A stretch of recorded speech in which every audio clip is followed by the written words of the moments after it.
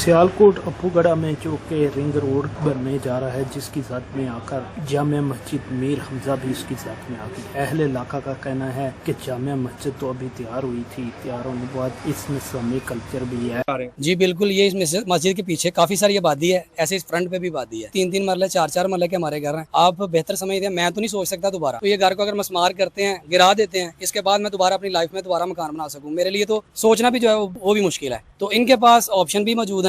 ये प्लान 1 है, प्लान 2 है। पटरी के साथ इन्होंने पहले प्लान जो पास किया हुआ था आज से 3-4 साल पहले, ये 2013 से पे वर्किंग कर रहे हैं। इनके पास स्पेस भी मौजूद है। तो हमारी इनसे रिक्वेस्ट ये है आने वाला से कि मेहरबानी करें, हमारे जुल्म ना करें हमारे ऊपर। पहले ही हालात से हम तंग हैं अपने से, हम इसके बाद हमारे पास कोई चांस नहीं ऐसा कि दोबारा हम अपना घर बना सकें। मेहरबानी फरमाएं, हमें इससे बचाएं और ये प्लान 1 पे काम करके मेहरबानी फरमा के वहाँ रिंग रोड निकालें। लोगों का कहना है बहुत अच्छा रिंग रोड का प्रोजेक्ट है और ये बनना चाहिए, लेकिन देखें इसके अंदर बहुत से सीएम पंजाब के जहाँ तक अच्छे इनिशिएटिव है, उन्हें चाहिए कि ये मस्जिद और इसके पीछे जो गरीब आबादी है, 2-2 मरले के घर आगे हैं, तो गवर्नमेंट थोड़ा सा सिर्फ फीडबैक दे और इसको रिंग रोड 2 जो पहला प्लान था जो नहर के पास था उधर ले जाए, तो तमाम आबादी भी बचेगी और ये इतना बड़ा अल्लाह का घर भी बचेगा और कार खैर का सबब बनेगा। तो हमारी ये रिक्वेस्ट है सीएम पंजाब साहबा से कि नजरसानी करे, इस प्लान को पहले वाले प्लान पर ले जाया जाए ताकि ये तमाम मस्जिदें जो पीछे भी शहीद हो रही हैं वो भी बच जाए। लोगों का कहना है रिंग रोड जो बन रहा है इसको प्लान 1 पर ही लेकर जा